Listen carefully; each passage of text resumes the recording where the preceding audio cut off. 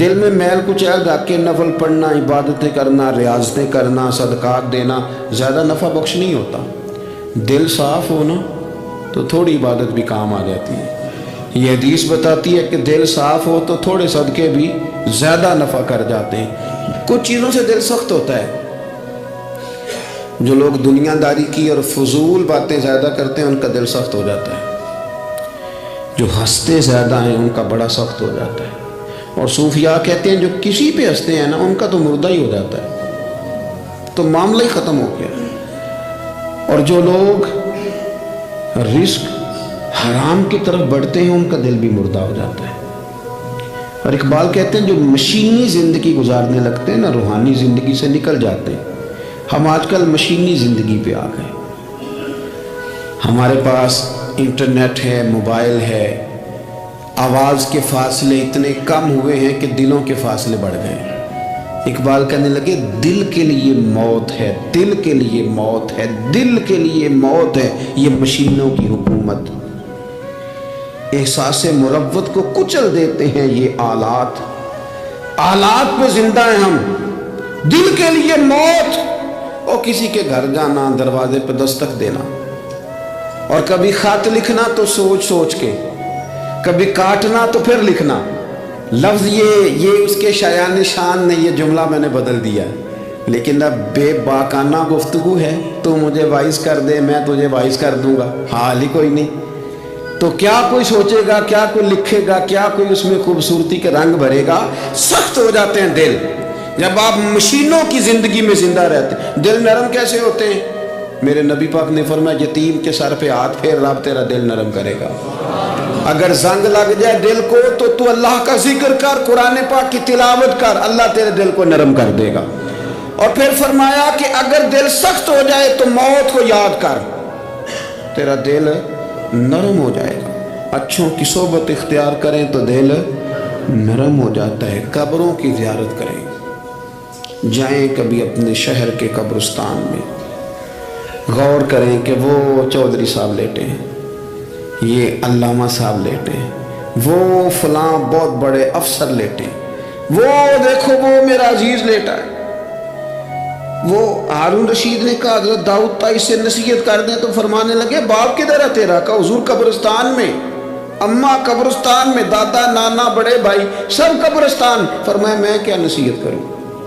او پہ دس دیاں نی قبران جنہ تے پھول پے، تو ادھروں کوئی بھی نہیں آمدہ، تے ادھروں لکھاں گئے، تے سہ جوڑ سنگت دے ڈٹھے، سہ جوڑ 100 سال کی دوستیاں، سہ سال سنگت دے ڈٹھے، او تکو آخر وتھاں پئیاں، اور جنہ بعد جیسی پل نہیں سمجھیندے، ایک پل نہیں سمجھیندے، پھر وہ شکلاں بھی یاد نہ رہیاں۔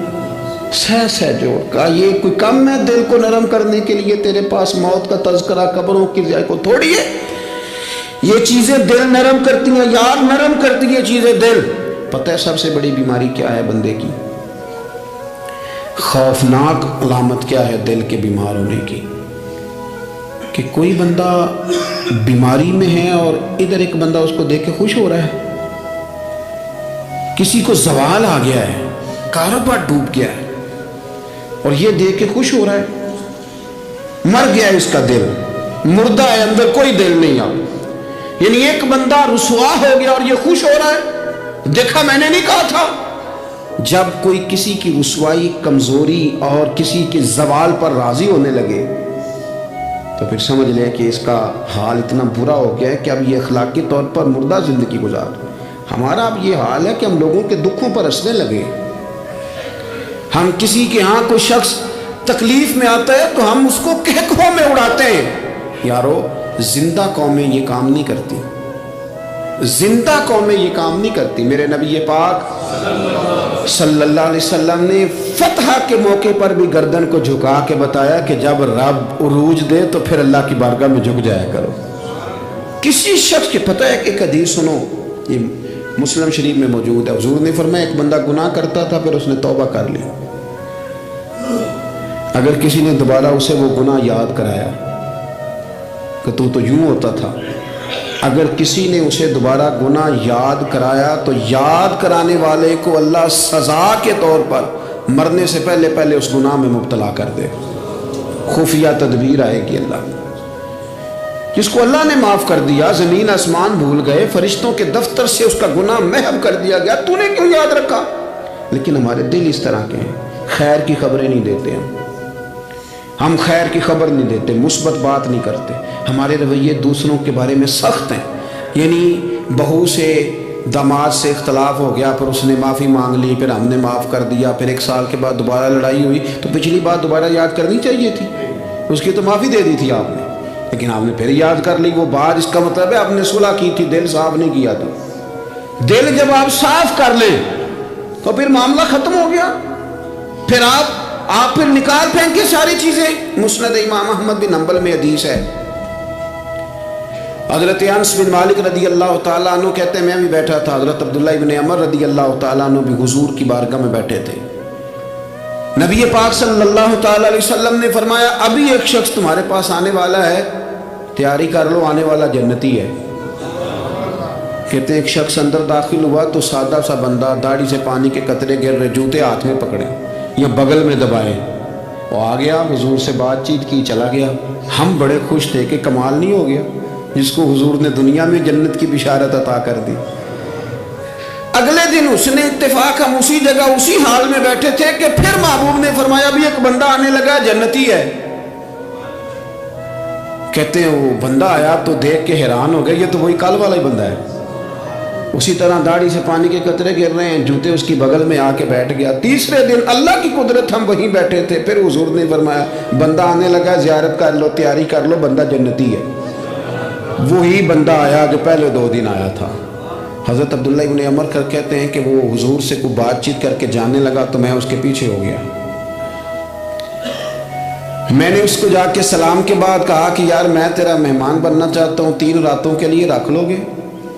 اب محلہ بھی ایک، شہر بھی ایک. اس نے کہا جی ٹھیک ہے، آ جائیں، جو میرے پاس روکھا سوکھا ہوگا پیش کر دوں گا. فرماتے ہیں 3 راتیں 3 دن میں اس کے پاس رہا. میں جاننا چاہتا تھا کہ کون سی ایسی عبادت کرتا ہے جس کی وجہ سے 3 دن حضور نے جنت کی بشارت اس کے لیے دی، اعلان فرمایا. کہتے ہیں میں نے کوئی غیر معمولی چیز نہیں اس کے اندر دیکھی، کوئی انوکھی عبادت نہیں دیکھی. عشاء پڑھتا، فجر تک سویا رہتا، میں تہجد کے وقت اٹھتا، نفل پڑھتا. 3 راتیں یہ ہوتا رہا. ہاں جب وہ کروٹیں بدلتا تو اللہ اکبر کہتا، باقی وہ سویا ہے، فجر میں اٹھا ہے. صدقہ بھی خاص نہیں اس نے دیا، خیرات بھی میں اس سے زیادہ کرتا رہا، مجھے کوئی خاص چیز نظر نہیں آئی. تیسرے دن میں جانے لگا تو میں نے اسے کہا یار سن، مجھے کوئی ضرورت نہیں تھی تیرے گھر میں قیام کرنے کی، میرا گھر قریب ہی ہے. وہ تو کمال یہ ہے کہ نبی کریم علیہ السلام نے اپنی زبان فیض ترجمان سے، یعنی وہ زبان جس کو سب کن کی کنجی کہیں، اس کی نافذ حکومت پہ لاکھوں سلام، حضور نے 3 دن تجھے مسلسل جنتی کہا ہے.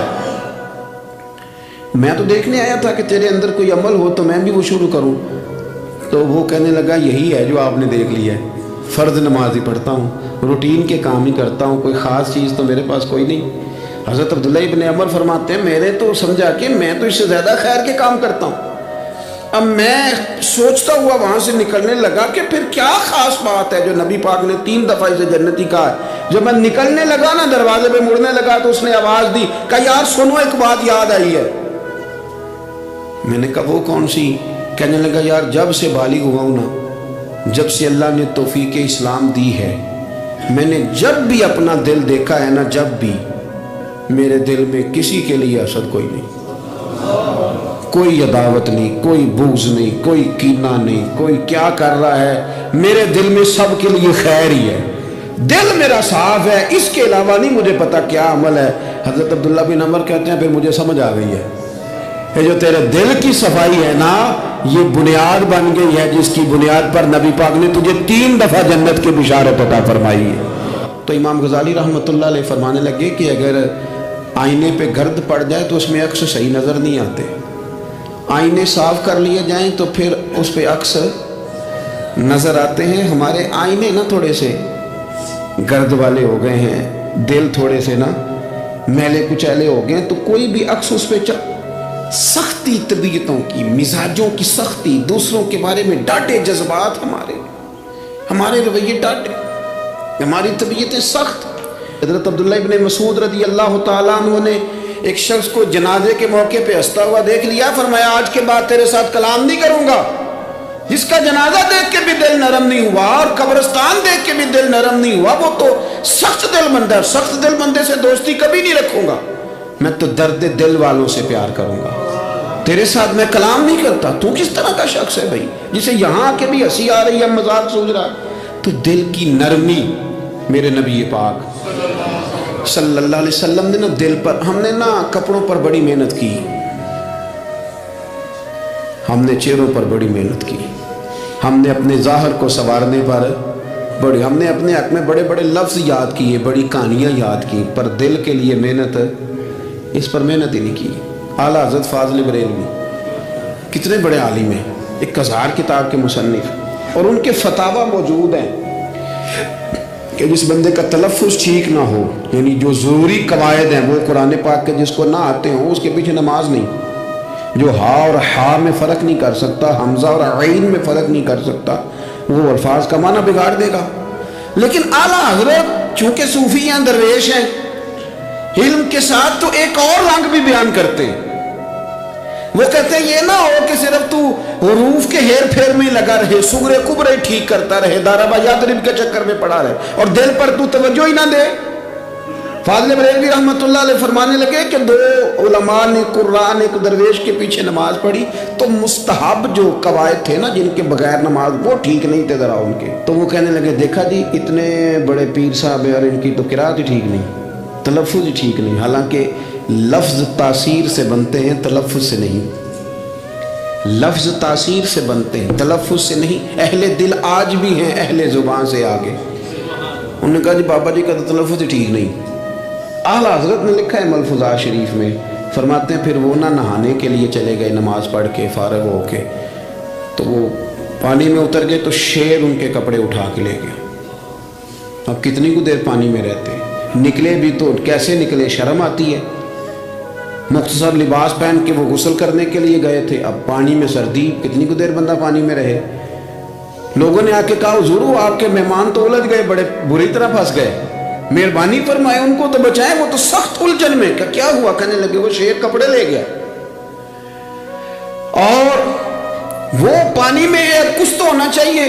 تو وہ بزرگ گئے، جا کے نہ دور کھڑے ہو کے شیر کو آواز دی، شیر کو۔ حضور کے صحابی تھے نا حضرت سفینہ، قافلے سے رستہ بھول گئے، ایک سائڈ پہ ہو گئے تو سامنے شیر آ گیا۔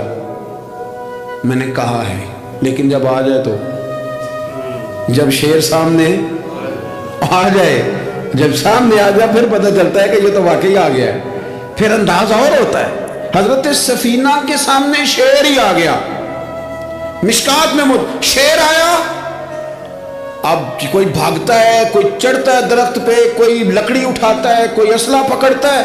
حضرت سفینہ فوراً بولے، کہنے لگے او شیر ذرا خیال کرنا میں رسول اللہ کا غلام ہوں۔ پھر آکھیا شیر سفینہ تائی جالا یارا جاندے، او جڑے غلام رسول اللہ دے اسی غلام ہونا دے۔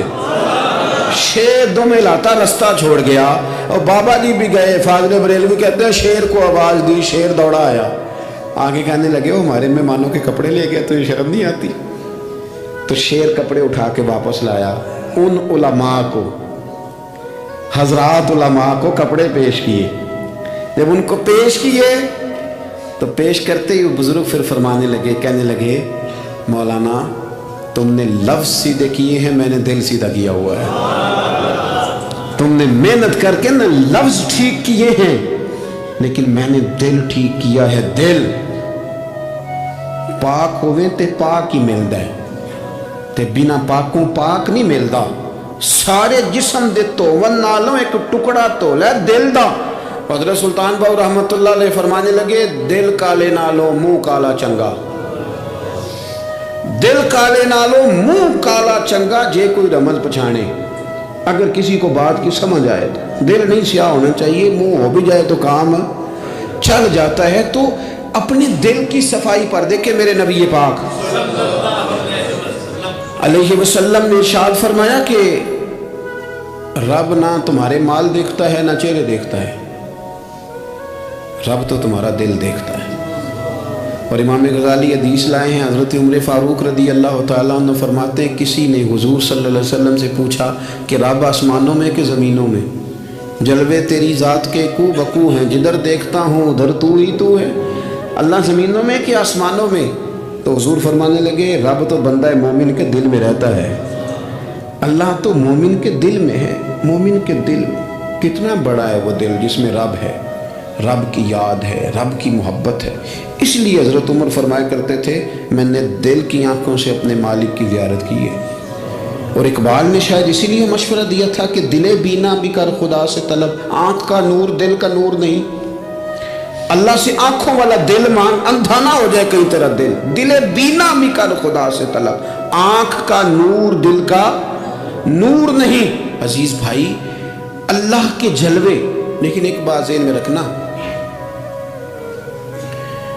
کسی گلاس میں تھوڑی سی غلاظت ہو نا، دودھ تو دور رہا، شہد تو دور رہا، اس میں کوئی پانی بھی نہیں پیتا، تھوڑی سی غلاظت ہو، اور آپ کی آنکھوں کے سامنے وہ غلاظت دھل بھی گئی، صاف بھی ہو گئی، شرعی تقاضے پورے ہو گئے، پھر بھی کچھ لوگ کہتے ہیں میری طبیعت نہیں مانتی، میرا دل نہیں مانتا۔ صحیح کہہ رہا ہوں میں؟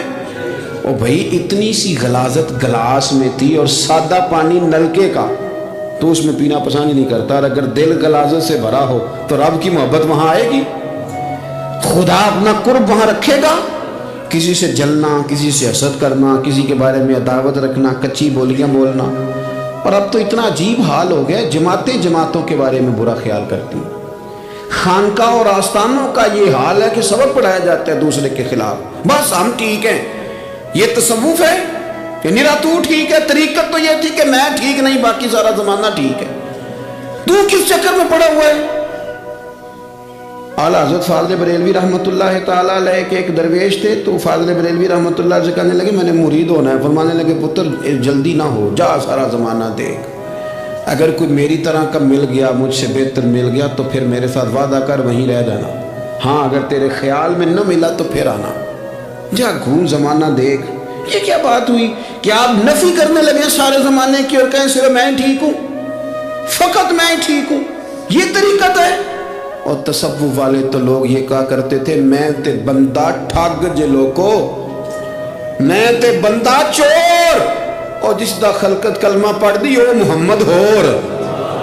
وہ لوگ تو نفی کرتے تھے، وہ لوگ تو نفی کرتے تھے اپنی، کہتے تھے میں کوئی شے نہیں، میں تے بندہ ٹھگ جے لوکو، اور میں تے بندہ چور۔ اور میاں محمد بخش صاحب رحمۃ اللہ علیہ ایک عالم نگار نے لکھا تھا کہ وہ کچھ لوگ نا سکھ ہندو یہاں رہتے تھے تو ان کا نام محمد تھا چونکہ، تو بات کو شبہ پڑ گیا کہ شاید جن کا لوگ کلمہ پڑھتے ہیں نا مسلمان، معاذ اللہ یہ وہ والے، تو میاں صاحب اپنے بارے میں کیا کہے، وہ میں تے بندہ ٹھگ جے لوکو، میں تے بندہ چور، جس دا خلقت کلمہ پڑھ دی وہ محمد ہور، اور میں تو ایک ٹھگ ہوں۔ حضرت میاں شیر محمد صاحب شرک پوری رحمۃ اللہ علیہ سرتاج ہیں اولیاء کے، پیر سید اسماعیل شاہ صاحب بخاری حضرت کرما والا شریف والے، وہ کہتے ہیں میں بیعت ہونے کے لیے جب شرک پور شریف آ رہا تھا تو رستے میں مجھے ایک بزرگ مل گئے، تو مجھے کہنے لگے کدھر جا رہے ہو، کون ہو؟ میں نے کہا میں سید ہوں اور میاں صاحب سے بیعت ہونے جا رہا ہوں، تو مجھے کہنے لگے وہ تو دنیا دار ہے، جیبوں میں ہاتھ ڈالتا ہے لوگوں کی، تو سید ہو کے ارائیں کے پیچھے کیا لینے جا رہا ہے؟ جڑا بلے نو سید آکھے دوزخ ملن سزائیں، جڑا بلے نو رائیں آکھے او جنت پینگا پائیں، چونکہ رانجا رانجا کر دی نی میں ہوں آپ ہی رانجا ہوئی، رانجا یاکھن ساری میں نو ہیر نہ آکھے کوئی۔ وہ تو کدھر جا رہا ہے؟ کہتے میں نے کہا بابا زیادہ باتیں نہ کر ناراض ہو جاؤں گا۔ کہتے بابے نے کئی دفعہ رستے میں مجھے منع کیا نہ جانا نہ جانا، فلانی جگہ چلا جا فلانی جگہ، لیکن میں چلا گیا، میری طلب صادق تھی۔ جب میں باہر جا کے بیٹھا تو اندر سے بلاوا آیا کہ میاں صاحب نے بولا، اندر گیا تو یہ تو وہی بابا جی ہیں جو مجھے روک رہے تھے، تو میاں جی خود ہیں حضرت میاں صاحب، کہنے لگے بیلیا تینوں بڑا موڑیا پر تو موڑیا ہی نہیں۔ وہ تو روکتے تھے، اپنی نفی کرتے تھے، دل صاف دوسرے کے بارے میں، نظریہ صاف، کسی کے بارے میں خیر کا جملہ، کسی کی وکالت کرنا، کسی کا عیب چھپانا، کسی کے بارے میں اچھے لفظ بولنا، یہ مومن کی شان ہے۔ مومن کا دل ایسے سونا، میرے نبی پاک صلی اللہ تعالی علیہ وسلم نے فرمایا یہ میرا زید بن حارثہ ہے، اس کا دل اللہ نے نور ایمان سے بھر دیا ہے، ایمان سے دل بھر دیا رب تعالیٰ نے۔ ایک دن صبح صبح حضور نے پوچھا، اور داتا صاحب نے اس کو لکھا ہے، نبی پاک نے پوچھا آج تم نے صبح کس طرح کی؟ عرض کی یا رسول اللہ اس حال میں کہ میں پکا مومن ہوں۔ حضور نے فرمایا تو پکا مومن ہے کس طرح؟ کہنے لگے یا رسول اللہ میں اس طرح کا مومن ہوں کہ سونا اور مٹی میرے لیے برابر ہے، پیسے آ جائیں تب بھی کوئی ٹینشن نہیں، نہ آئے۔ حضرت زید بن حارثہ رضی اللہ تعالیٰ عنہ عرض کرنے لگے حضور سونا اور مٹی برابر ہے، کوئی پرواہ نہیں۔ تو حضور نے فرمایا تیرے ایمان کی دلیل؟ عرض کرنے لگے یا رسول اللہ میرے ایمان کی شان اور دلیل یہ ہے کہ میں یہاں زمین پہ بیٹھ کے نظر اٹھاؤں تو میری نظر اللہ کے عرش تک جاتی ہے، میں بتا سکتا ہوں کہ جنتی جنت میں جا رہے ہیں اور راضی ہیں، جہنمی جہنم میں جا رہے ہیں اور چیخ رہے ہیں، میں بتا سکتا ہوں۔ تو حضور نے فرمایا پھر اس کی حفاظت کر، پھر اس جذبے کی حفاظت کر۔ جب دل صاف ہو، نور ایمان سے بھرا ہوا ہو، علم لدنی کب آتا ہے؟ علم لدنی نیک آدمی کو ملتا ہے، جب بندہ متقی پرہیزگار ہو نا، ناجائز نہ کھائے، ناجائز نہ دیکھے، ناجائز نہ بولے، تو پھر اللہ تعالیٰ اسے علم کا نور دیتا ہے۔